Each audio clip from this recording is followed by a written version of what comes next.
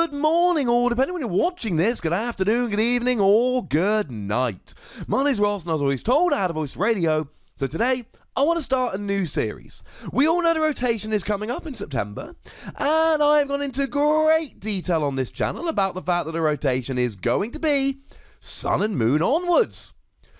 But what I thought might be fun is having a little series of videos looking at top decks and top cards and asking the question, will it still be good after rotation?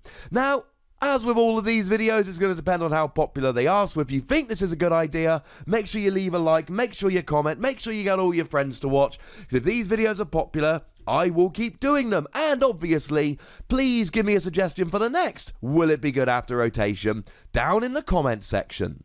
But we're going to start today with Buzzwole. Buzzwole at the moment is without doubt one of the, if not the, best card in the format. Best deck in the format. It's phenomenally good. Now, initially it was kind of like a, hey, Zoroark's really good, weak and hit for weakness, but no! It has transcended that. It uses a combination of cards like Max Elixir and B-String to get going to use its free energy attack, whilst using a combination of cards like Strong Energy, Beast Energy, Regirock EX, and Diancie Prism Star to do a whole bunch of damage with Jet Punch 30 to the active, 30 to one of your benched Pokemon. And it's the combination of both of those that's made it so good. Early game pressure / hitting for weakness with Jet Punch, while then being able to use stuff like Knuckle Impact and Absorption GX to do a huge amount of damage. So, first question, what is it losing when the rotation hits? It's losing Max Elixir. Max Elixir is a wonderful card. Look at the top 6 cards of your deck. Attach a basic energy you find there to a benched basic Pokemon.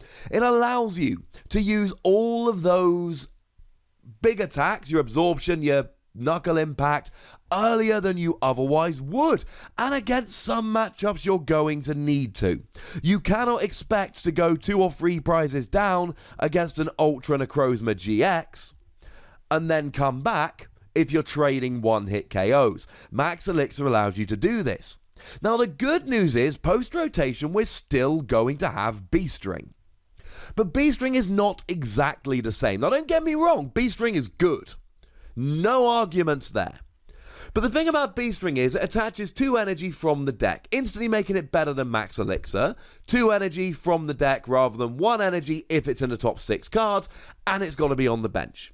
The problem we find is that B-String can only be used if your opponent has 3 or 4 prizes remaining. Now, most games you're going to get a turn or 2 to use these, and if you hit 2 out of 4, that's as good as hitting 4 out of 4 Max Elixir, which we know rarely happens.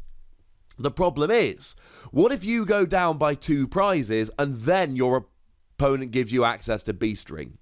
That might not be good enough. By the time you have access to B-String, it could be too late. And that's a bit of an issue.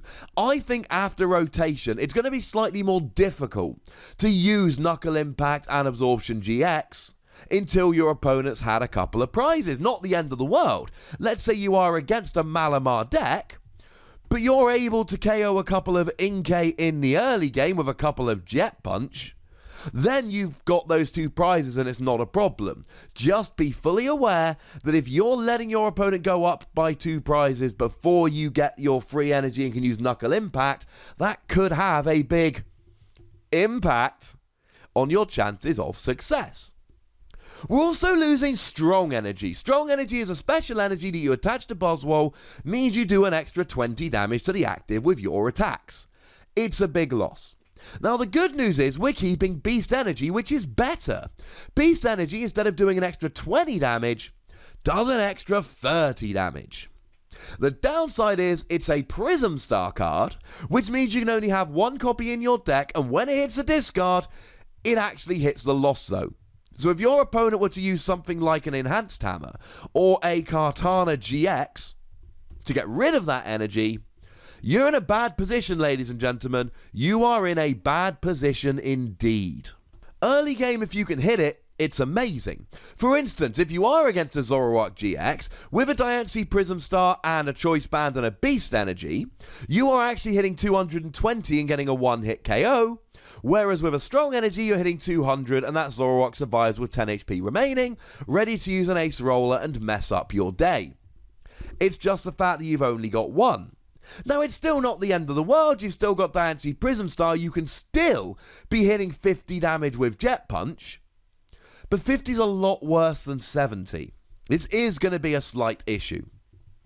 And we're losing Regirock EX. Sits on your bench, does an extra 20 damage. Now again, we've got a better version of this. It's Diancie Prism Star, which does an extra 20 damage rather than an extra 10. And again, it's a Prism Star card, which means that it's not actually going to be all that useful all of the time, because you can only put one in your deck, and once it hits the discard, it actually goes straight to the Lost Zone.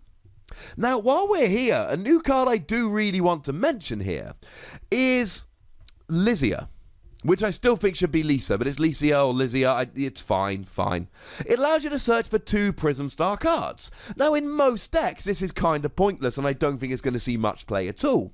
But Buzzwole is one of the rare exceptions, because quite a lot of the time, by which I mean if neither of them is prized, you can just search for both your Diancie Prism Star and your Beast Energy, and then get them on turn 1, and then you're Jet Punching for 80 damage, and that's without a Choice Band, on turn 1. It's awesome, ladies and gentlemen. It's brilliant. It's wonderful. But again, they are Prism Stars. Once they go away, that's it. They're gone for the game. So the good news is we're not losing any tricks. The bad news is they're getting a bit more awkward. Beast Energy is better than Max Elixir, but you can always use it.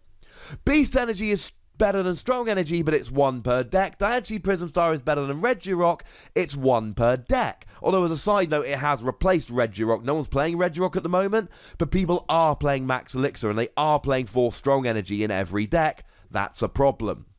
The good news is the counters are going away. If we look at the best counters for Buzzwole at the moment, it's Mew from Fate's Collide, a psychic type that lets you copy the attacks of any of your basic Pokemon in play, but now they're psychic type and hit for psychic weakness.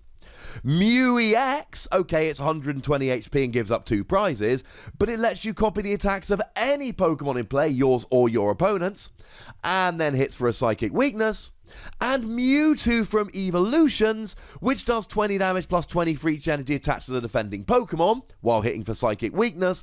And if Buzzwole has free energy on and you have a Choice Band, that is a one-hit KO on the Buzzwole if you're the Mewtwo player. These are the 3 best accepted counters to Buzzwole, and decks that are worried about Buzzwole tech in 1 to all 3 of these Pokemon to take down Buzzwole. And all 3 of them are rotating. We're losing all the best Buzzwole counters. Now, to be fair, we are getting a couple of Deoxys which could help here. We're getting Deoxys Attack Form in Sun and Moon 7, which literally has the same first attack as Mewtwo. And we're getting a promo Deoxys, free energy, 100 damage, next turn it only does 50, and an ability that lets you move a psychic energy onto it during your turn. So we are getting some decent, although that is with psychic energy, which is a bit of a pain. So we're still going to have some Buzzwole counters, but they're going to be much worse. So on the one hand, Buzzwole's tricks and its suite of fun things to do is getting a little bit weaker. I think that's fairly clear. However, it's also losing all the best counters, which I think really does switch it back round. Now, I'm expecting the format after rotation to largely be Malamar decks with both Ultra Necrozma and regular Necrozma GX, and Rayquaza GX decks. That is to say, big one-hit KO decks taking big one-hit KOs, free GX KOs for the win. And the question is, can Buzzwole keep up? And the biggest issue here is it relies on B-String, because the Necrozma decks can use Malamar or they can use Lunala Prism Star to set up. And Rayquaza decks, okay, them losing Max Elixir, but they can use stuff like Latias Prism Star, etc., or just their ability. Whereas Buzzwole is going to be super reliant on Beast Ring, which you can only use after your opponent's taken a couple of prizes. But then again, it can put early pressure on using Jet Punch, and it still has access to the non-GX Buzzwole from Forbidden Light.